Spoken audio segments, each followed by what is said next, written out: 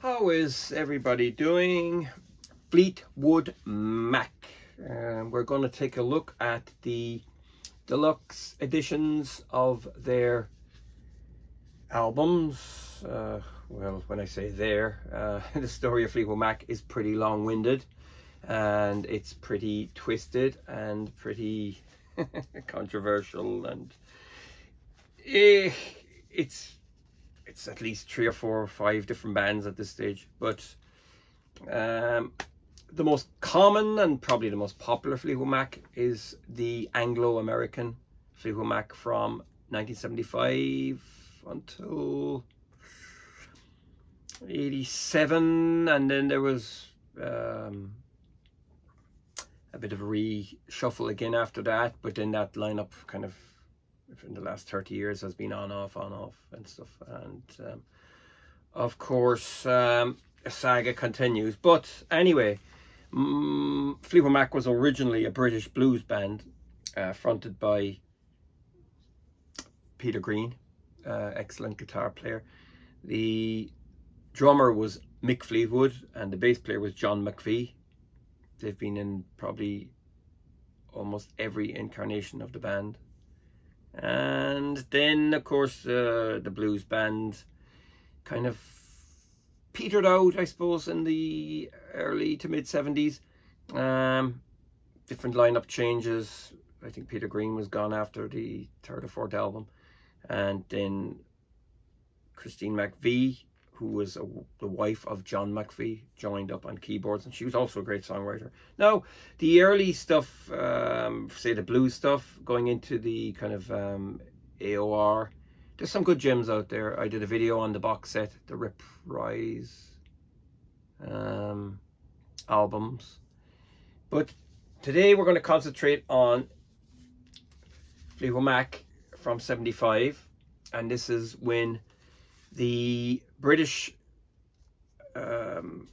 trio of Mick Fleetwood, John McVie, Christine McVie were joined by American guitarist Lindsey Buckingham and vocalist Stevie Nicks,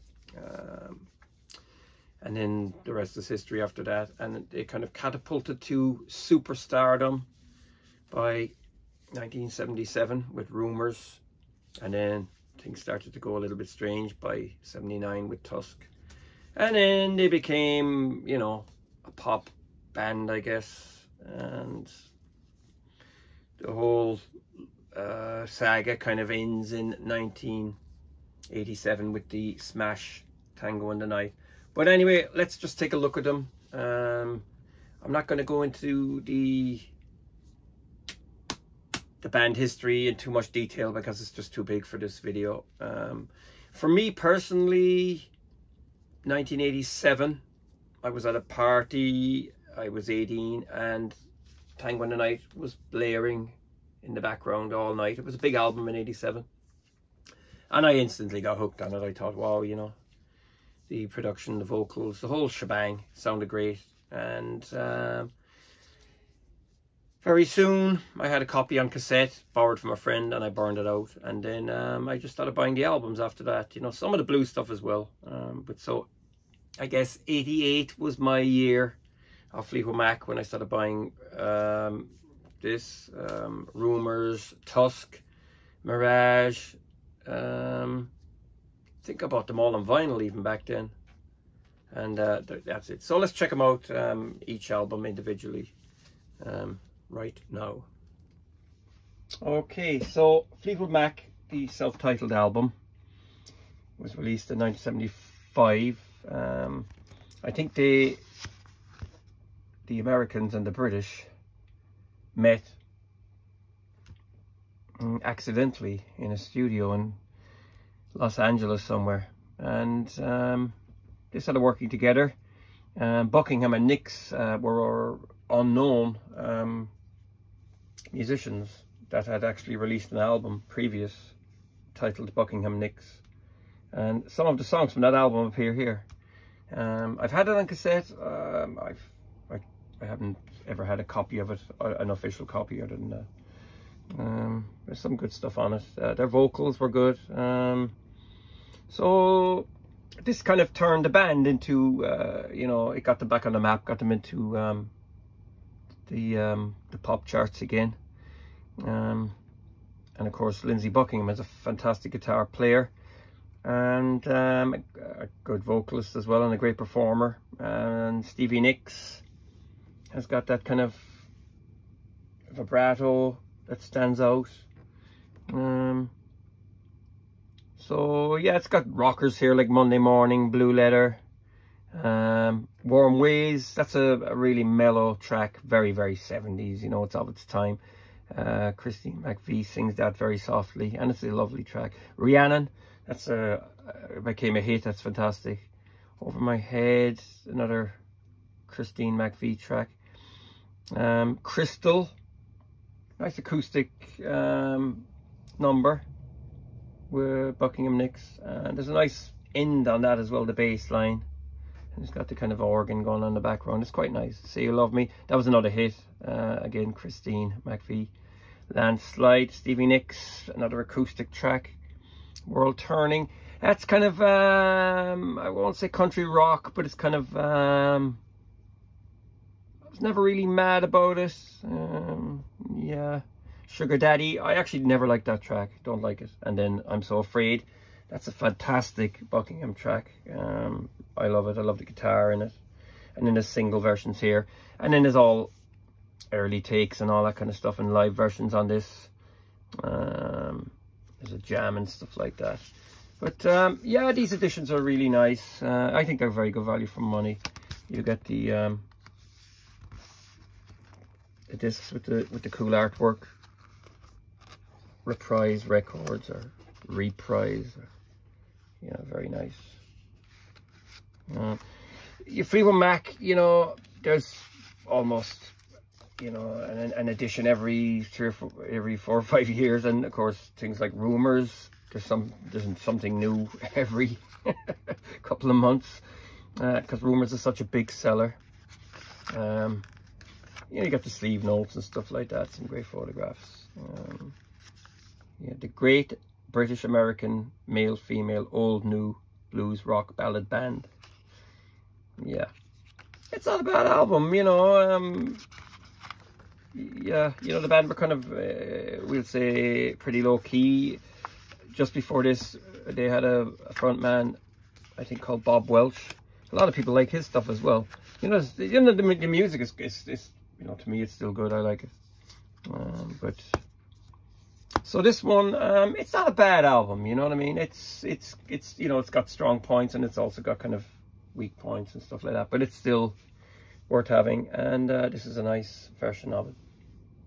So the band toured extensively and started writing a new album, and out popped Rumors in 1977.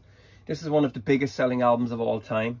I was talking to a guy that runs a record shop, and he told me that record dealers who have shops and independent record shops, they always ring each other up and say, how many copies of Rumors have you sold this week?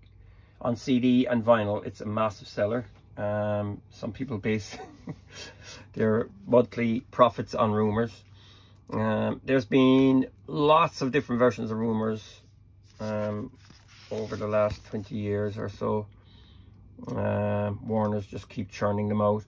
There was a 3-disc edition, I think in 2013 or something like that.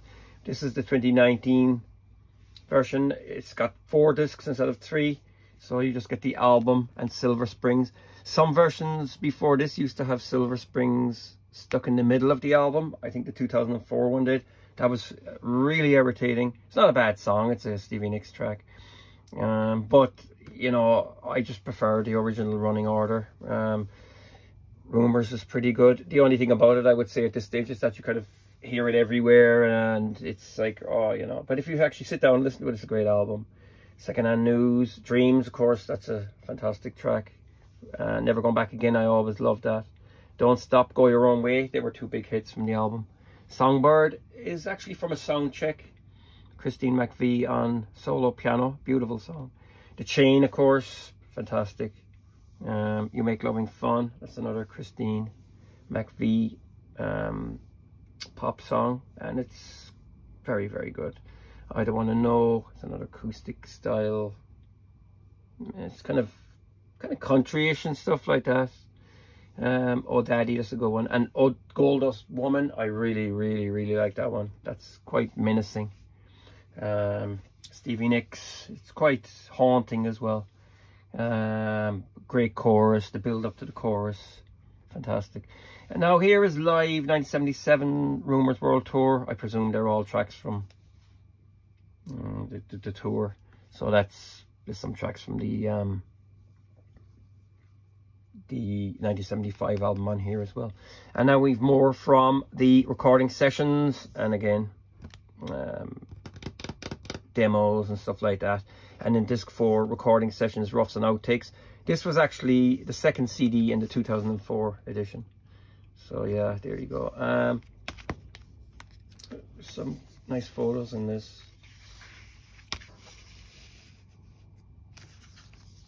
Yeah. And the discs as well have all, there's the booklet here. Booklet's not really great actually. There's not a lot in it. The type is very big. I have seen versions of Rumours where you have a lot more annotation and stuff like that. I think this was on some of the this was the insert for the vinyl. I mean, yeah, Fleetwood Mac have been milked. They have really been milked. You know, they're such a big seller. The discs on this one, they're just all picture discs. Each disc is different. Some live stuff here. And yeah, these are kind of hard to get in and out. You know, some people always say that you scratch the discs. You can if you're not careful. You know, there's this kind of thing of, oh, you know, squeezing it in and stuff. Yeah, they're kind of irritating, but I still like them. I don't like jewel cases. Another thing about these as well, you know, when you buy them, the seller, he didn't pack it properly. He just put it into hard cardboard, and now it's crushed, and it just looks a bit dumb. You know what I mean? So, yeah, I like them. You know, I really do. And but they get damaged so easy. Next up is Tusk. Now, this was kind of recorded between 78 and 79. It was released in 79. Tusk actually goes out of its way not to repeat the formula and success of Rumours. You know, it's kind of perverse. Lindsey Buckingham recorded a lot of tracks for this himself in his own home studio. And they sound quite rough, and they sound quite punky, and they sound quite new wave. You know, you could tell he was listening to things like Talking Heads at the time, and some of the new wave bands. Yeah, it's a double album. Originally, it's a double album with 20 songs on it. It's a double LP. Yeah, I always liked it. I think there's some great material on it. I remember buying the double LP in 1988. It was actually, it's an album that could make me quite moody and quite sad as well at some stage. There's some beautiful Stevie Nicks songs on it. Some of her strongest writing is on this one. And there's some nice stuff by Christine McVie as well. But I think Buckingham goes out of his way to, you know, to spoil the cooking. You know, some of his stuff is very simple. You know, guitar sound, the tune, the tone isn't great. The drums are kind of, yeah, I mean, it starts off with Over and Over, which is typical Fleetwood Mac. Polished. Christine McVie takes the vocal, and it's a fantastic track. I really like it. The Ledge, again, it sounds like he's playing a bass and strumming a bass, but it's actually a baritone guitar. And it sounds, the lyrics are a little bit silly as well. Like he's trying hard here to try something new. But, you know, even if he's imitating Talking Heads or something like that, Talking Heads still sound superior to this track, you know. So it's a bit kind of throwaway. It's kind of more irritating. Think About Me, again, that's very typical Fleetwood Mac. That could have been on the 1975 album. Kind of a blues track. Save Me a Place, now that's a Buckingham solo track, just acoustic guitar and a kind of a drum. That's actually very, very nice. I love that one. And then Sarah, this is a Stevie Nicks masterpiece, and Mick Fleetwood plays around it and brushes, because I think that Stevie demoed it and her vocal and piano were on the same track and they couldn't separate them, and I think they didn't want to spoil the magic, so he had Fleetwood play around it with brushes to kind of make it. He said the timing was slightly off. The engineer was saying the timing was slightly off in parts, so they tried to make it coherent, and you'd never think it. It's a fantastic song. What makes you think you're the one? That's great. It's got big drums on it and stuff like that. I think they recorded them through a ghetto blaster or something like that and mic'd it up. Storms, that's a beautiful, beautiful Stevie Nicks song with very, very light floating guitar on it. And it's a sad song. That's All for Everyone. That's one of my favorite tracks by Lindsey Buckingham. That's a nod to Brian Wilson from the Beach Boys. Really, really nice. And then again, track 10, Sisters of the Moon. That's a very strong Stevie Nicks track. That could have been on Rumours, I guess. Definitely could have been on the 75 album as well. And then it gets a bit lighter here. Angel, kind of almost like an Al Green track. That's Enough for Me. That's Buckingham traveling along at breakneck pace, trying to be kind of punky, new wave. Very short. Brown Eyes, that's a Christine McVie track. It just floats along with this kind of rim shot clicking. And a beautiful, beautiful bass line from John McVie. Absolutely beautiful. Never Make Me Cry, that's a slow one. And again, Christine, lovely. I Know I'm Not Wrong, Honey High. They're kind of more forgettable. And then you have Beautiful Child by Stevie Nicks. And that's quite a sad song as well.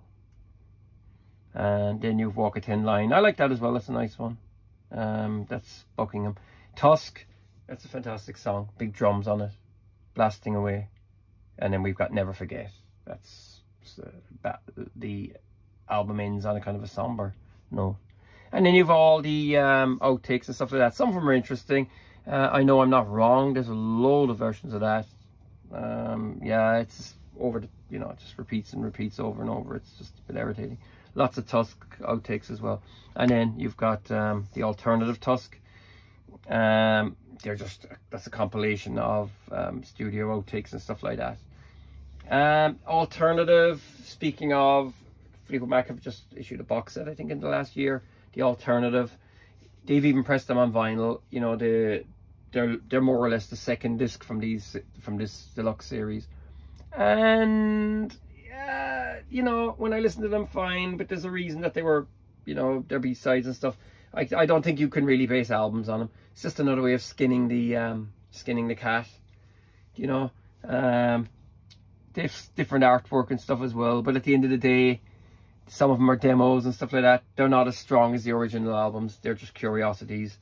You know, if they were very cheap, say 20 euros, it's worth buying them, but to be honest with you, I can't see the purpose of paying 40 euros for a box set like that. So the Tusk artwork is a bit strange. You know, the vinyl had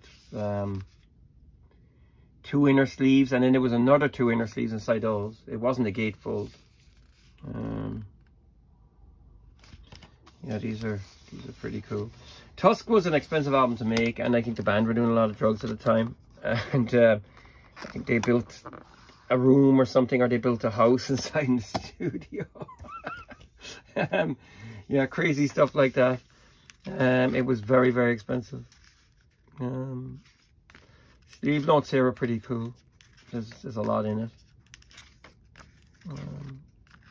Yeah, and then just notes on each song, and then all the lyrics. So there you go. So this one, yeah, like I said, it was a big big sprawling album, and big sprawling album for a big band with a pretty troubled past and present, I guess. Next up, we have a live album. This is from 1980, the World Tour. This is the Tusk World Tour. This has been released before. It's a 2-disc set before. And then the 3rd disc here is actually songs recorded in different years. It goes back to 77, I think, and up as far as 81 or 82. So it's not totally of 1980. But the original album has got songs from the albums leading up to this. It even has Oh Well, which was a single from the Peter Green days. And Fireflies on disc 2 is a song that it's not on any album. And One More Night, that's another one that's not on any album. And Don't Let Me Down Again. So there's extra tracks on this, like, or there's tracks that you can't get that weren't on the albums. And The Farmer's Daughter, I think that was a song check.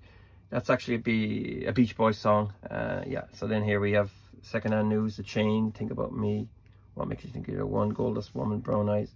The Green Man Alishi, that's from the Peter Green days, fantastic song.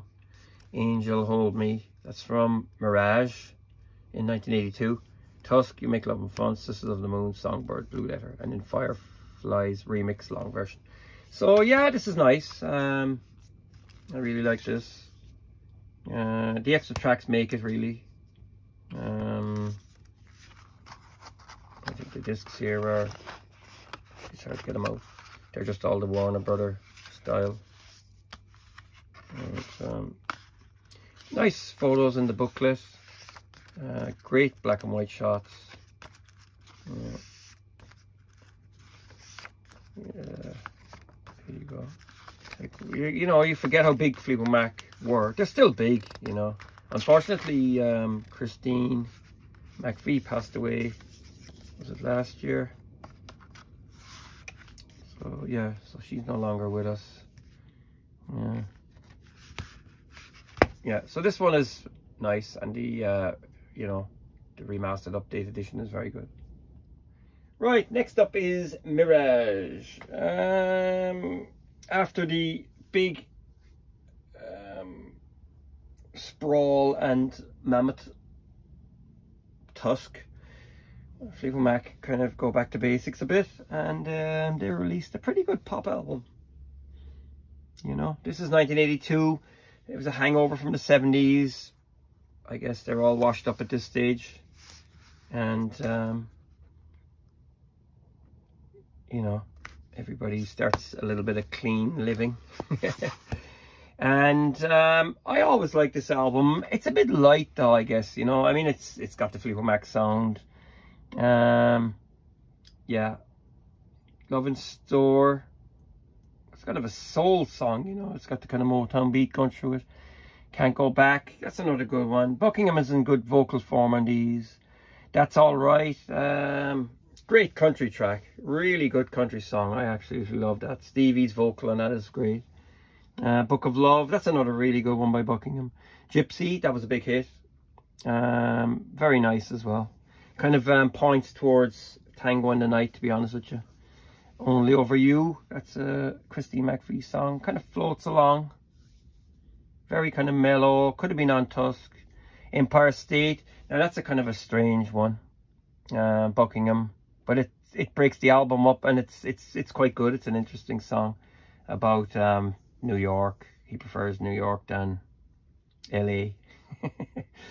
Straight Back, that's not that strong. It's not that great. Hold Me, that was another hit. That's not bad.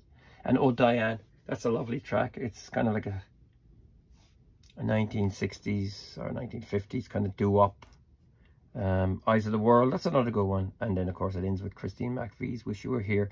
There's a lot of outtakes again, demo versions and outtakes and extra tracks on this. So yeah, this is definitely worth buying, you know, because I always kind of like this era, you know, after the big, you know, hoo-ha of the 70s.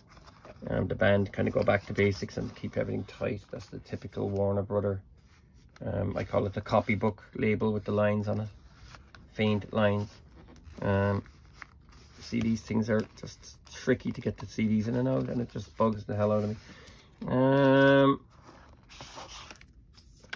The booklet here.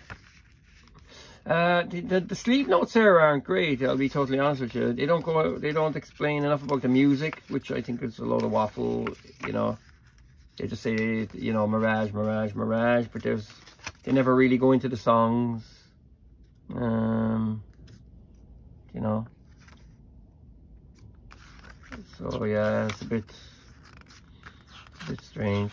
And I think there's box sets as well with all these albums now, you know, vinyl box sets and, you know, super deluxe editions and all that. But, yeah, Mirage is good. Like I said, I don't think it's as good as the 70s stuff, I'll be honest, but look, you know, it's of its time, and it's not dated in the 80s by any means. Like, it's still a band playing and stuff like that. I think it was recorded in France as well. And yeah, but again, nice album. And finally here we come to Tango in the Night. This was released in 1987. Now this one has a funny story behind it. I don't really know what was going on with the members of Fleetwood Mac in the early 80s, but Lindsey Buckingham was after releasing 2 solo albums, Law and Order in 1981 and Go Insane 1984. They weren't big albums by any means, especially the latter, which was kind of electronic sounding, big Lynn drums and stuff like that. But yeah, Stevie Nicks actually was on her 3rd solo album. She released Belladonna in 81. Then she had another one in 83, and the name of that has slipped me for now. I can't think of the name of it actually. I have it on vinyl. And then Rock a Little was from 1985, and that was quite big. So Stevie was doing world tours. She was also in rehab, as far as I know, or she was doing trying to quit the drink and the drugs. So she wasn't in you know, in the frame of mind to be recording a new album with Fleetwood Mac. But this was meant to be a Buckingham solo project. He had a lot of songs to go, and eventually he tied in with the band and they started recording. He had a new partner. He had a studio set up at her house, and he used to bring Nicks in there to record some of her vocals. And there's not a lot of Stevie Nicks on this album. It sounds like there is, but there's not. She does have lead vocals on a few songs, but she's not as present as you think. There was a lot of trickery involved. But you know, it was a huge album at the time. Some of the production is 80s. Even the hairdos are. Perms are always 80s. Leather and lace. But Tango is a strong album, you know what I mean? Both discs are just the same. They're just the black with the terracotta or whatever it is. But it's a strong album, you know, there's no doubt about that. Big Love is a great track. Again, it's got Buckingham all over it. Great guitar solos on it. And of course, you know, you've got the grunting, like a couple making out, but that's actually Buckingham with his voice sped up doing the female part as well. Seven Wonders, that's a Stevie vocal, and that's a great track. Everywhere, that's Christine McVie. Dunk dunk dunk dunk. It's so popular, I can't listen to it anymore, you know. There's not much to it, but it's very, very catchy. But it's one song I actually became, I've become to hate, because it's just, you know, it was in an ad and everybody likes it now because of that. Yeah, Caroline, Buckingham, I really like that one. Bit strange, you know, dark. And then Tango on the Night itself, I really like that. Guitar solo on it, and the way it's kind of heavy reminds me of I'm So Afraid from the 1975 album. When I say 1975, I mean Fleetwood Mac 1975, not the 1975 Matt Healy and Co. Mystified, that kind of floats along. It's actually quite good if you listen to Buckingham singing the backing vocals underneath Christine. It's nice, yeah, it's very nice. And then we've Little Lies, Stevie Nicks vocal, fantastic, really good. Family Man, that was a single as well. It's only okay, repeats itself a bit. Welcome to the Room, Sarah. That was Stevie's name that she went into rehab with. Sarah something, I can't remember her husband's name she took. That actually sounds, the drums on it sound, it's very natural sounding song on the album. Isn't It Midnight? I like that as well, that's a good one. Christine McVie. Nice guitar solo on the outro, but it's got chorus laced all over it. Yeah. And When I See You Again, that's an acoustic track with Stevie on lead vocals and Buckingham in the background. And she sounds quite out of it on that. She's on some type of tranquilizer. She's kind of slurring and stuff like that. But it's a nice track. And then you've got You and I Part 2. That's actually quite simple sounding. It sounds like the Beach Boys as well. I really like it. I think it's a great song. There's actually You and I Part 1 as well, which is kind of instrumental and goes in, and it's on the second disc here, and it's fantastic. It really is. It's a shame they didn't put the whole lot on the album, yeah. And then you have things like Down in the Street, Special Kind of Love, and there's demos from the album. Book of Miracles, that's an instrumental, it's very nice. Where We Belong demo. Ricky, that was a B-side. Juliet, Run Through, Isn't It Midnight, alternate mix. Ooh, My Love demo. Mystified. The Mystified demos are very nice as well. Again, there was a super deluxe version of this with vinyl and the whole shebang. Now, before we go any further, I must say this CD sounds absolutely fantastic, because I had the original years ago, but this one, I always thought the original was a bit tinny and a bit kind of, I don't know what it was, but this one sounds fantastic, especially with headphones. Whoever did this did a fantastic job on it. The remastering is fantastic. It just makes the album, you can hear so much more in here. A lot of people have said it. I really like the mix on this, or the remaster. I think most of them were done by Bill Inglot and Steve Woolard. Yeah, very good. I like it. Yeah, so that's it. What happened after this was the band decided to go on a tour, a world tour, and Lindsey Buckingham said, okay, I can't do the tour. It's just too much for me. So yeah, he gave them the album. The album was absolutely massive. Probably their second biggest since Rumours, or their biggest one since Rumours, 10 years later. This is 10 years after Rumours. This is 87. Rumours was 77. So he didn't want to tour, and he was replaced by Billy Burnett and Rick Vito, two guitarists. One guy was a vocalist as well. So yeah, he had to be replaced by two players. The tour was very successful. I was actually going to go to see them in the RDS in Dublin in 1988, and then when I heard that Lindsey pulled out, I said no, it has to be, you know. But then of course that was the end of him for a long time with them. He released another solo album in 92, and I think in 1990 the band released an album called Behind the Mask. I never bought it, I never had it. Yeah, I just never did. He's not on it. And then I think after that there was one in 95 called Time. I never bought that either. That's supposed to be a terrible mess. I have no interest in it. And then Say You Will, I think it was from the early 00s. I think it was a 2002 or 2004, I can't remember. That's actually Mick Fleetwood, John McVie, Lindsey Buckingham and Stevie Nicks. Christine McVie was not on that one. And bizarrely enough, a couple of years back, Lindsey Buckingham and Christine McVie released an album.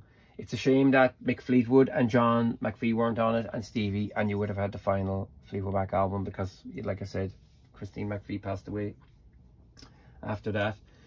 So that's it really. That's their history. A lot of people like the blues band. A lot of people like the kind of middle stuff with Bob Walsh.